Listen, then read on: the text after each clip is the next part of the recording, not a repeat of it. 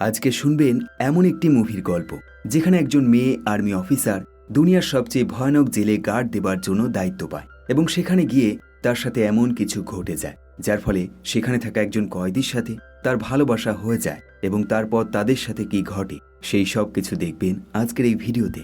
High, this is নবীন and you are watching best of Hollywood. আর আজকের movie camp X-ray. মুভিটি শুরু হয় টিভিতে ৯/১১ হামলার একটি দৃশ্য দেখিয়ে, অর্থাৎ ২০০১ সালের ১১ই সেপ্টেম্বর মার্কিন যুক্তরাষ্ট্রে আল কায়দা দ্বারা যেই হামলাটি করা হয়েছিল সেই দৃশ্য দেখিয়ে। এখানে বলে দিই, আল কায়দা হল ওসামা বিন লাদেনের দ্বারা তৈরি একটি সংগঠন, আর এই সংগঠন ২০০১ সালের ১১ই সেপ্টেম্বর মার্কিন যুক্তরাষ্ট্রে হামলা করেছিল। আর এটা একটা খুবই ভয়ানক হামলা ছিল, যার কারণে সেই সময় প্রতিটা নিউজ চ্যানেলে এই খবরটি ট্রেন্ডিংয়ে ছিল। এখন মুভির শুরুতেই এমনই একজন ব্যক্তি এই খবরটা টিভিতে মন দিয়ে দেখতে থাকে এবং তারপর সে তার দৈনিক কাজ করতে শুরু করে দেয়। যেমন সে তার নিয়ম মতো নামাজ পড়তে শুরু করে দেয়, কিন্তু তখনই হঠাৎ করে একজন ব্যক্তি পিছন থেকে তাকে আবদ্ধ করে ফেলে এবং এর পরের সিনেই আমরা দেখি এই ব্যক্তিকে একটি প্লেনে করে নিয়ে যাওয়া হচ্ছে এবং তার চারপাশে ইউএস আর্মিরা রয়েছে। আসলে এই ব্যক্তি কোনো সাধারণ ব্যক্তি নয়, বরং আল কায়দা গ্রুপের একজন মেম্বার, অর্থাৎ সে একজন টেররিস্ট। এখন যেহেতু ইউএসএ এরকম ভয়ানক হামলা হয়েছে, তাই ইউএসএর আর্মিরা এই আল কায়দা গ্রুপের প্রতিটা মেম্বারকে এক এক করে ধরতে শুরু করে দেয় এবং তাদেরকে একটি ভয়ানক জেলে নিয়ে যায়। ভয়ানক এই কারণেই এই জেলটা দীর্ঘ সমুদ্র পার করে একটি দ্বীপের মধ্যে অবস্থিত এবং সেই দ্বীপের একদম মাঝ বরাবর এই জেলটা অবস্থিত। তাই কোনো কয়েদি যদি এই জেল থেকে ছাড়া পেয়েও যায়, তবুও সে এখান থেকে পালাতে পারবে না। আর এই কারণে এই জেলগুলো খোলা আকাশের নিচে তৈরি করা হয়েছে। একইভাবে এখানে কর্মরত আর্মি সোলজাররা সময়ের সাথে সাথে চেঞ্জ হয়, যাতে এই কয়েদিরা তাদেরকে বন্ধু বানাতে না পারে এবং তাদের কাছ থেকে কোনো রকম সাহায্য নিতে না পারে। আর এই কয়েদিদের মধ্যে এই ব্যক্তিও থাকে যাকে আমরা মুভির প্রথমেই দেখেছি। এখন এরপর বেশ কয়েকটা বছর কেটে যায় এবং ঠিক ৮ বছর পর আমাদেরকে ঠিক এই জেলটাই দেখানো হয়, কিন্তু এখন এই জেলটা অনেকটাই পরিবর্তন হয়ে গেছে। এর চারপাশটা ভালোভাবে ঘিরে ফেলা হয়েছে এবং প্রতিটা কয়েদির জন্য আলাদা আলাদা রুম তৈরি করা হয়েছে। একইভাবে এই কয়েদিদের পাহারা দেবার জন্য নতুন নতুন আর্মি অফিসাররা এখানে এসছে। আর এই আর্মি অফিসারদের মধ্যে একটি মেয়ে আর্মি অফিসার থাকে যার নাম অ্যামি কোল। অ্যামি আর্মিতে জব করছে বেশ কয়েক বছর ধরে, কিন্তু এই ধরনের জেলে সে প্রথমবার গার্ড হিসেবে এখানে এসছে, তাই সে একটু বেশি নার্ভাস থাকে। এখন এখানকার সিনিয়র কমান্ডার, যার নাম র্যান, সে প্রত্যেককে বেশ কয়েকটা লাইনে দাঁড় করায় এবং তাদেরকে এখানকার নিয়ম কানুন এবং তাদের কি কি করতে হবে সেই সব কিছু বুঝিয়ে দেয়। র্যান তাদেরকে বলে, এখানে প্রতি ৩ মিনিটে একটি করে আত্মহত্যা ঘটে চলেছে, তাই তোমাদের প্রথম কাজ এদেরকে এই বাজে কাজ থেকে দূরে সরিয়ে রাখা এবং এটা তোমাদের খুব ভালোভাবে করতে হবে, কারণ এখানে এমন এমন কয়েদি রয়েছে যারা গত ৮ বছর ধরে এখানে বসবাস করছে, তাই তোমাদের চাইতে তাদের অভিজ্ঞতা অনেকটাই বেশি। এমনকি কিছু কয়েদি এমন রয়েছে যারা স্কুলে পড়তো এবং এখানে তারা সেই স্কুল জীবন থেকেই চলে এসছে এবং এখন তারা অনেক বড় হয়ে গেছে, তাই বুঝতেই পারছো তারা এখানে কতটা শক্তিশালী মনোবল নিয়ে বসবাস করছে। তাই এই কাজটা তোমাদেরকে মন দিয়ে করতে হবে। সে আরও বলে, এই কয়েদিদের এখান থেকে পালানো নিয়ে কোনো চিন্তা নেই, কারণ এই জেলটা খুবই ভালোভাবে তৈরি, বরং যেটা নিয়ে চিন্তা সেটা হলো তাদের যেন মৃত্যু না হয়, তাই তাদেরকে যে করেই হোক বাঁচিয়ে রাখতে হবে। এখন এই কথা শুনে একজন আর্মি অফিসার এখানে বন্দী থাকা কয়েদিদেরকে সে প্রিজনার বলে সম্বোধন করে, যার ফলে র্যান তাকে বকা দেয়। সে বোঝায় প্রিজনার তারা যারা এখানে কোর্টের বিচার হবার পর বন্দী হয়েছে, কিন্তু এরা কোনো কোর্টের বিচার হবার পর বন্দী হয়নি, তাই এদেরকে কখনোই তোমরা প্রিজনার বলবে না, বরং এদেরকে ডিটেইনিস বলবে। এখন এভাবেই কথা বলতে বলতে র্যানের ওয়াকি টকিতে একটি মেসেজ আসে এবং এই মেসেজে বলা হয় একজন কয়েদি তাদের কন্ট্রোলের বাইরে চলে গেছে, তাই এখনই ৪ জন আর্মি মেম্বারকে তাদের দরকার। র্যান সঙ্গে সঙ্গে তার সামনে থাকা আর্মি মেম্বারদেরকে হাত তুলতে বলে এবং বলো তোমরা কে সবার প্রথমে এই মিশনে যাবে। প্রত্যেকে চুপচাপ দাঁড়িয়ে থাকে এবং অবাক করে দিয়ে অ্যামি একমাত্র যে সবার প্রথমে হাত তোলে।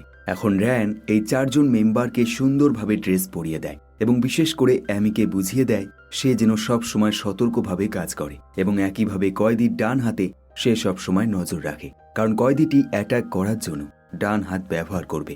একইভাবে তাকে বলে, তুমি তাদের সাথে খুব বেশি কথা বলবে না এবং বললেও তোমার সম্পর্কে কিছু বলবে না। এরপর এই ৪ জন সেই কয়েদির কাছে চলে যায় যে কন্ট্রোলের বাইরে চলে গেছে।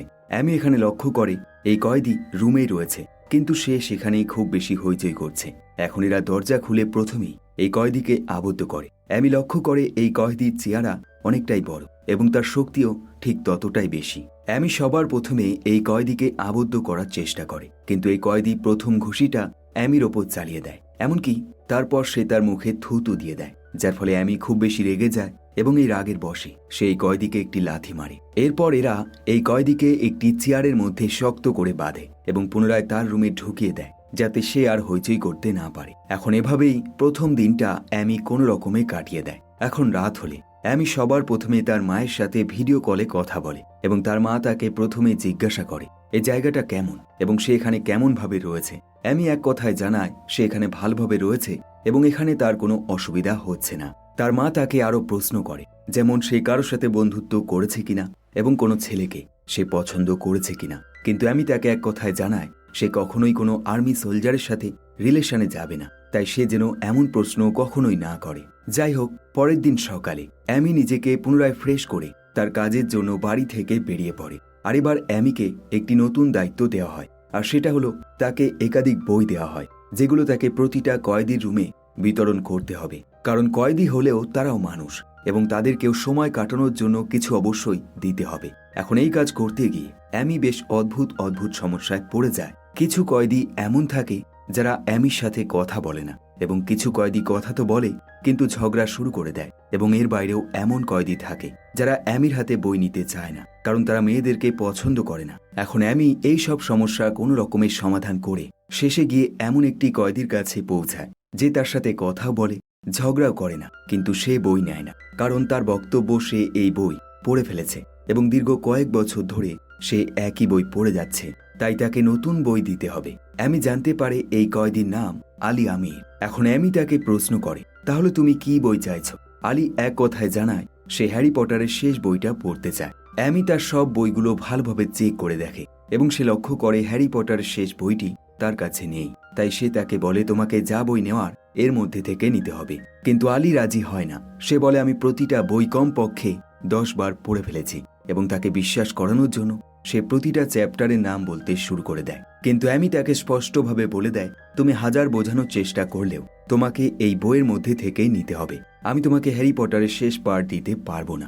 আলী তার কথা মেনে নেয় এবং হ্যারি পটারের 3 নম্বর পার্ট সে নিয়ে নেয়, এবং একইভাবে সে তাকে একাধিক প্রশ্ন করে, যেগুলো শুনে অ্যামি খুব বেশি বিরক্ত বোধ করে এবং একটু অবাক হয়ে যায়, কারণ বাকি কয়েদিদের থেকে এই আলী নামের কয়েদিটি অনেকটাই আলাদা। পরের দিন সকালে অ্যামি তার ডিউটিতে চলে যায় এবং মর্নিং ওয়াক করতে শুরু করে দেয়, কারণ তার ডিউটি এখন রাতে শিফট হয়ে গেছে।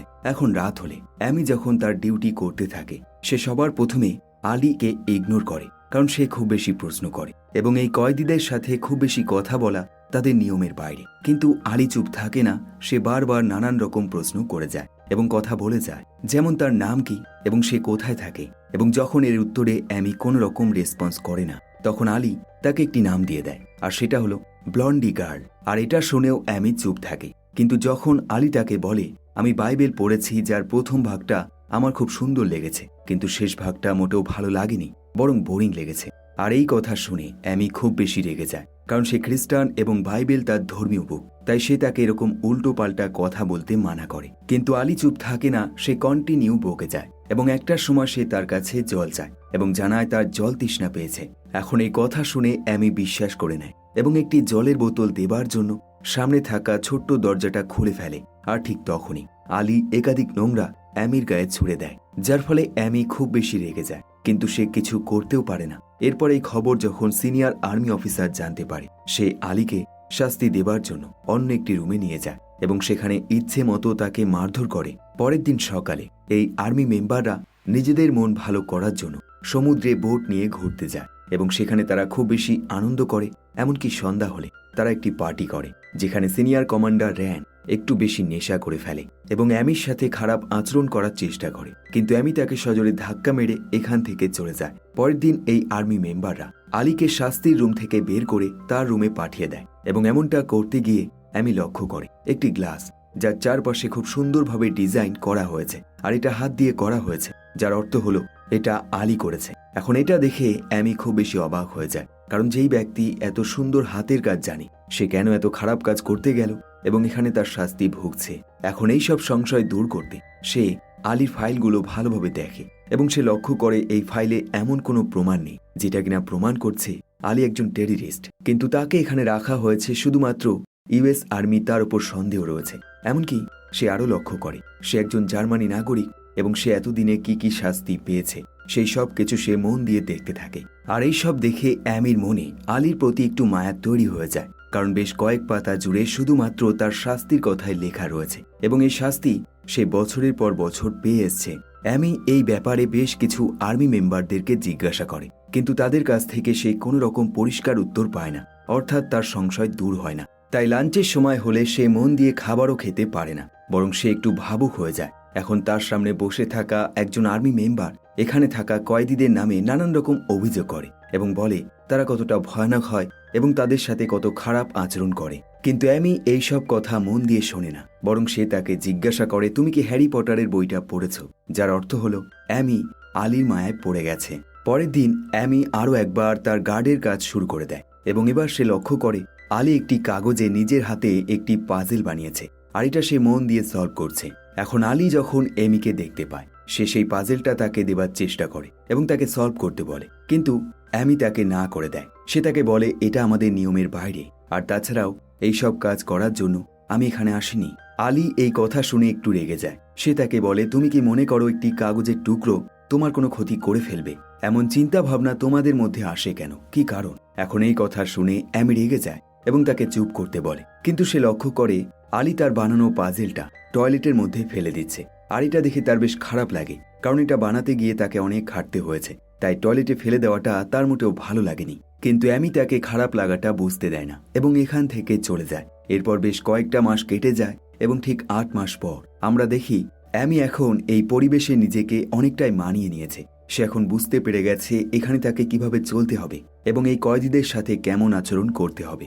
এমনই এক সকালে অ্যামি এদের প্রত্যেককে খাবার দেবার জন্য প্রত্যেকের রুমে নক করে, কিন্তু কেউ খাবার নেয় না।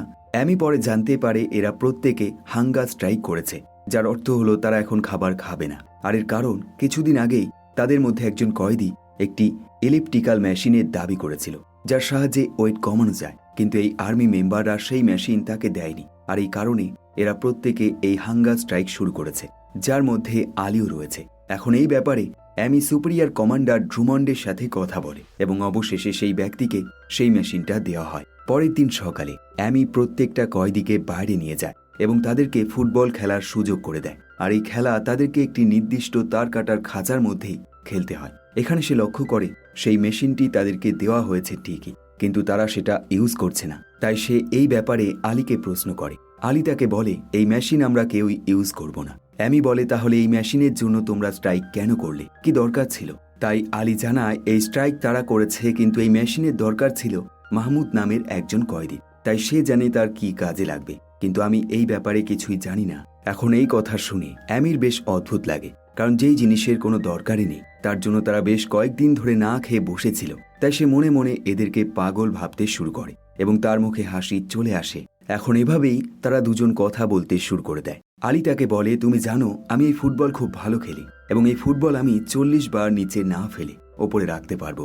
অ্যামি এই কথা শুনে বেশ খুশি হয়ে যায় এবং তাকে বলে, তাহলে বেশ, আমার সামনে করে দেখাও।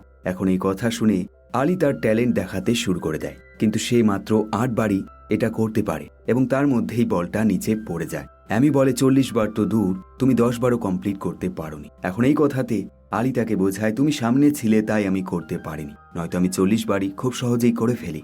এখন এই কথা শুনে অ্যামি হাসতে শুরু করে দেয়। এখন এই হাসাহাসি দেখে দূরে দাঁড়িয়ে থাকা তাদের সিনিয়র কমান্ডার, যার নাম র্যান, তার এসব মোটেও পছন্দ হয় না। তাই সে অ্যামিকে তার কাছে ডাকে এবং তাকে বলে, তোমরা আসলে সেখানে কি কথা বলছো? অ্যামি তাকে বলে, কিছু না। কিন্তু র্যানের এটা মোটেও পছন্দ হয় না, তাই সে এবার প্ল্যান করে আলীকে স্নান করানোর দায়িত্ব অ্যামিকে দেবে। কিন্তু অ্যামি এটা করতে চায় না, কারণ এটা সম্পূর্ণ ছেলে আর্মি মেম্বারদের দায়িত্ব, কিন্তু র্যান তাকে করতে বাধ্য করায়। এখন সবার প্রথমে সে তাকে আলীর খাঁচার সামনে নিয়ে যায় এবং আলীকে তার জামা কাপড় খুলতে বলে। আলীর বেশ লজ্জা লাগে, কারণ তার সামনে মেয়ে রয়েছে এবং সে এমনটা করতে চায় না, কিন্তু র্যান তাকে করতে বাধ্য করায়। একইভাবে সে অ্যামিকে এই সব কিছু নিজের চোখে দেখতে বলে। অ্যামি এই সব কিছু মোটেও করতে চায় না, কিন্তু তার সিনিয়র কমান্ডারের অর্ডারে তাকে এটা বাধ্য হয়ে করতে হয়। অ্যামি জানে এটা সম্পূর্ণ তাদের নিয়মের বিরুদ্ধে, তাই এই স্নান কমপ্লিট হলে সে সোজা এই ব্যাপারে তাদের সুপিরিয়র কমান্ডার ড্রুমন্ডের কাছে একটি অভিযোগ করে এবং জানায় কিভাবে আলীকে সবার সামনে উলঙ্গ করে স্নান করানো হয়েছে। এখন এই অভিযোগ শুনে ড্রুমন্ড তাকে বলে, তোমার অভিযোগ অনুযায়ী তুমি বলতে চাইছো এমনটা করাতে আলী বেশ অস্বস্তি বোধ করেছিল, কিন্তু সে স্নান করেছে, যার অর্থ হলো তার কোনো রকম অস্বস্তি হয়নি। আর তাছাড়াও এটা তোমার সিনিয়র অফিসারের অর্ডার ছিল, তাই সে যেহেতু অর্ডার দিয়েছে তাই তোমাকে এই কাজ করতেই হতো। কিন্তু অ্যামি তবুও এর প্রতিবাদ করে। তখন সুপিরিয়র কমান্ডার তাকে জিজ্ঞাসা করে, তুমি এবং অ্যামি কি বন্ধু হও? নয়তো এত দরদ কোথা থেকে আসছে? এমনকি সে আরো বলে, এখানে তুমি ভালো কাজ করলে কোনো পুরস্কার পাবে এমনটা নয়, একইভাবে কোনো কয়েদিকে তোমার পছন্দের মানুষ বানিয়ে ফেলবে এটা তেমন জায়গা নয়। তাই সে কড়া শব্দে তাকে জানায় সে যেন তার কাজ মন দিয়ে করে এবং তার সিনিয়র অফিসারের অর্ডার মেনে চলে। এখন এরকম কথা শুনে অ্যামির মন খারাপ হয়ে যায় এবং সে লাঞ্চ রুমে ফিরে আসে এবং লাঞ্চ করতে করতে তার একজন পরিচিত অফিসারের সাথে এই ব্যাপারে কথা বলে। এখন সেই অফিসার অ্যামিকে কঠোর হতে বলে। সে তাকে বোঝায় এখানে প্রতিটা কয়েদি সেই ৯/১১ হামলাতে জড়িত রয়েছে, তাই এদেরকে তুমি কখনোই সহজ সরল ভেবো না। কিন্তু অ্যামি তাকে বলে, এটা সম্পূর্ণ তোমার ভুল ধারণা, কারণ ৯/১১তে যারা জড়িত ছিল তারা সেদিনই সেখানকার বোম হামলায় মারা গিয়েছিল। তাই এটা শিওর এখানে থাকা বেশিরভাগ কয়েদিকে সন্দেহের ওপর ভিত্তি করে ধরা হয়েছে। এখন এর মধ্যে র্যান এখানে চলে আসে, কারণ সে ইতিমধ্যে জানতে পেরেছে অ্যামি তার বিরুদ্ধে সুপিরিয়র কমান্ডারের কাছে অভিযোগ করেছে। তাই সে অ্যামিকে ধমকি দেয় এবং তাকে সতর্ক করে দেয়। এখন এই সব কিছুর পর অ্যামি মনে যেটুকু হাসি খুশি এবং আনন্দ ছিল সেটুকুও চলে যায়। তার এখন কেন জানি মনে হচ্ছে এই জায়গায় যা যা হচ্ছে সবকিছুই নিয়মের বাইরে। পরের দিন সকালে আলী নিজেকে ফ্রেশ করতে ব্যস্ত থাকে এবং সে বারবার ঘড়ির দিকে নজর রাখতে শুরু করে দেয়, কারণ সে জানে এই টাইমেই অ্যামি এখানে গার্ডের জন্য প্রবেশ করে। কিন্তু টাইম হয়ে যায়, অ্যামি এখানে আসে না। তাই সে একটি গার্ডকে জিজ্ঞাসা করে, প্রতিদিন এখানে যেই মেয়েটি গার্ডের জন্য আসতো কিন্তু আজ সে আসছে না, এর কারণ কি? তখন সেই আর্মি অফিসার তাকে জানায় তার শিফট চেঞ্জ হয়ে গেছে এবং এখন সে রাতে ডিউটি করবে। এখন রাত হলে অ্যামি তার ডিউটিতে চলে যায় এবং সে লক্ষ্য করে আলী ঘুমাচ্ছে, কিন্তু পরের মুহূর্তেই আলী জেগে যায়, কারণ সে জানে এখন রাত হয়ে গেছে এবং অ্যামির আসার সময়ও হয়ে গেছে। তাই সে সঙ্গে সঙ্গে দরজার সামনে চলে আসে। অ্যামি তাকে বারবার বিছানায় ফিরে যেতে বলে এবং ঘুমাতে বলে, কিন্তু আলী তার কথা শোনে না, বরং সে তার সাথে কথা বলবে। এখন অ্যামি আলীকে জিজ্ঞাসা করে, তুমি আসলে কি করেছো যার কারণে এখানে তুমি বন্দী রয়েছ? এখন আলী বলে, এটা আমিও জানি না আসলে আমি কি করেছি, এবং আমি কোনো আল কায়দা দলের সদস্য নই, বরং আমি একজন জার্মানি নাগরিক এবং ব্রেমেন শহরে আমার বাড়ি। আলী তাকে জিজ্ঞাসা করে সে এই জায়গাটা চেনে কিনা, কিন্তু অ্যামি তাকে বলে সে আজ পর্যন্ত বাড়ি ছেড়ে কোথাও যায়নি, শুধুমাত্র আর্মির জবের জন্য এই প্রথমবার সে এখানে এসছে। এখন এই কথার মাঝে আলী হঠাৎ করে জিজ্ঞাসা করে, তুমি সামনের মাসেই এখান থেকে চলে যাচ্ছ, এটা সত্যি? অ্যামি বেশ চমকে যায়। সে বুঝতে পারে না এটা আলী কিভাবে জানল। তখন আলী জানায় সে গত 12 বছর ধরে এই জেলে বন্দী রয়েছে এবং সে ভালোভাবে জানে প্রতি বছর আগস্ট মাসে নতুন সোলজাররা এখানে আসে এবং 1 বছর থাকার পর পুনরায় তারা চলে যায়। আর এখন বর্তমানে জুলাই মাস চলছে, তাই সামনের মাসেই তুমি চলে যাবে। আলী তাকে জিজ্ঞাসা করে, এখান থেকে যাবার পর কোন রকম সম্ভাবনা আছে যে তুমি পুনরায় ফিরে আসবে? অ্যামি তাকে জানায় এরকম কোনো সম্ভাবনা নেই। এখন এই কথা বলতে বলতে অ্যামি বেশ ইমোশনাল হয়ে যায়, তার চোখ দিয়ে জল চলে আসে, কিন্তু সে কোনো রকমে সেটা সামলে নেয়। এখন এভাবেই কথা বলতে বলতে আলী খুব বেশি হতাশ হয়ে যায়, কারণ সে বুঝে যায় সে আর এখান থেকে কখনোই বের হতে পারবে না। তাই সে হাতে একটি অস্ত্র তুলে নেয় এবং নিজেকে শেষ করে দেওয়ার চেষ্টা করে। এখন এই দৃশ্য দেখে অ্যামি তাকে বাধা দেয়, কিন্তু আলী তার কথা শোনে না, বরং সে বলে, আমি এখানে 12 বছর ধরে রয়েছি এবং সবাই জানে আমি নির্দোষ, কিন্তু তারা কেউই আমার কথা শোনে না। আর তাছাড়াও সামনের মাসে নতুন সোলজার এখানে ডিউটিতে আসবে এবং তুমি হয়তো জানো না এই নতুন সোলজাররা প্রথম কত ভয়ানকভাবে টর্চার করে এবং সেটাকে মানিয়ে নিতে নিতে আরও 1 বছর কেটে যায় এবং তারপর আবারও নতুন সোলজার চলে আসে। তাই এটা আর সহ্য করা সম্ভব নয়। এখন এই কথা শুনে অ্যামি বেশ ইমোশনাল হয়ে যায় এবং সেই সব কিছু করতে শুরু করে দেয় যেগুলো নিয়মের বাইরে, যেমন সে তার নামটা বলে দেয় এবং তার বাড়িটা কোথায় সেই সব কিছু বলে দেয়। একইভাবে সে তাকে জানায়, আমি তোমায় পছন্দ করি। এখন এটা বলার পর অ্যামির চোখে আরও একবার জল চলে আসে, তাই সে সঙ্গে সঙ্গে তার গেটের সামনে দিয়ে সরে যায়, কারণ প্রথমত তাদের নিয়মে একজন কয়েদির সাথে এত কথা বলা যাবে না। তাই সে নিজেকে ফ্রেশ করে আরও একবার তার গেটের সামনে এগিয়ে যায় এবং এবার সে ভয়ে ভয়ে তার গেট দিয়ে তাকায়, কারণ তার ভয় হয় এটা ভেবে আলী নিজেকে শেষ না করে দেয়। অ্যামি লক্ষ্য করে আলী এখনো জীবিত রয়েছে এবং সে কাঁদছে। তাই সে আরও একবার নিয়ম ভঙ্গ করে এবং এবার সামনের ছোট্ট দরজাটা খুলে আলীর হাতে থাকা ছোট্ট ব্লেডটা নিয়ে নেয়। কিন্তু সে তার হাতটা ছাড়ে না, বরং আরও জোরে চেপে ধরে, কারণ সে জানে এরপর সে আর তার সাথে দেখা করতে পারবে না। তাই অ্যামি তার হাতটা ধরে তার জন্য প্রার্থনা করে, যাতে তার জীবনে কিছুটা হলেও খুশি এবং আনন্দ ফিরে আসে এবং সে যেন তার মনের জোর ফিরে পায়। এখন এর মধ্যে অ্যামি একজন সোলজারের পায়ের শব্দ শুনতে পায়, তাই সে সঙ্গে সঙ্গে গেটটা বন্ধ করে দিয়ে এখান থেকে চলে যায় এবং এরপর সে আর আলীর রুমে আসে না এবং তার সাথে দেখা করে না। এমনকি সেই দিনটাও চলে আসে যেদিন অ্যামি এখান থেকে চলে যাবে, আর সেই দিনেও সে আলীর সাথে দেখা করে না এবং এখান থেকে চলে যায়। এদিকে আগস্ট মাস চলে আসতেই নতুন গার্ডরা এখানে চলে আসে এবং একজন ছেলে আর্মি অফিসার প্রথম দিনই প্রত্যেকের জন্য বই নিয়ে আসে এবং সে কড়া শব্দে আলীকে বলে, তোমার কি বই লাগবে? হ্যাঁ অথবা নাই উত্তর দেবে। যেটা শুনে আলী বেশ কিছুক্ষণ চুপচাপ দাঁড়িয়ে থাকে, কারণ 1 বছর ধরে সে এমন কড়া শব্দ শোনেনি, তাই এটা মেনে নিতে তার একটু সমস্যা হচ্ছে। কিন্তু যাই হোক, সে সামনে থাকা বইয়ের ট্রেটা ভালোভাবে দেখে এবং সে লক্ষ্য করে এখানে একটি নতুন বই রয়েছে, যার বাইরের কভারটা হলুদ রঙের। আলী সঙ্গে সঙ্গে গার্ডটাকে সেই হলুদ বইটা দিতে বলে। এখন সেই আর্মি অফিসার তাকে হলুদ বইটা দিয়ে দেয়। আলী লক্ষ্য করে এই বইটা তার সবচেয়ে প্রিয় বই, অর্থাৎ হ্যারি পটারের শেষ পার্ট। সে সঙ্গে সঙ্গে বইয়ের প্রথম পাতাটা খোলে এবং দেখে এখানে একটি ছোট্ট লেটার রয়েছে, যেখানে লেখা রয়েছে, আমি জানি না নতুন গার্ড স্ন্যাপ ভালো মানুষ না খারাপ মানুষ, কিন্তু আমি এটা জানি এই বইটা যে নেবে সে সত্যিই একটি ভালো মানুষ, আর আমি তাকে ভালোবাসি। আর এটা লিখেছে লেডি আর্মি অফিসার অ্যামি কোল। এখন এই ছোট্ট লেটার পড়ার পর আলীর চোখে জল চলে আসে। অন্যদিকে আমরা দেখি অ্যামি তার যাত্রা শুরু করে দিয়েছে, কিন্তু সে মোটেও খুশি নয়, বরং তার চোখে জল রয়েছে। এমনকি সে তার সাথে আলীর দেওয়া সেই পাজেলগুলো নিয়ে এসছে, যেগুলো সে প্রত্যেক দিন একটা একটা করে তাকে দিয়েছে এবং একইভাবে আলীও সেই বইটা খুব যত্ন সহকারে পড়তে শুরু করে দিয়েছে, কারণ এই বইটা যে তাকে দিয়েছে সে তার পছন্দের মানুষ। আর এভাবেই এই মুভির গল্পটা এখানেই শেষ হয়ে যায়। কমেন্ট করে জানাতে পারেন এই মুভিটি আপনার কেমন লাগলো। সবশেষে ধন্যবাদ আপনাকে ভিডিওটি শেষ পর্যন্ত দেখার জন্য। আবার দেখা হবে নতুন ভিডিওর সাথে, নতুন গল্পের সাথে। দেখতে থাকুন বেস্ট অফ হলিউড।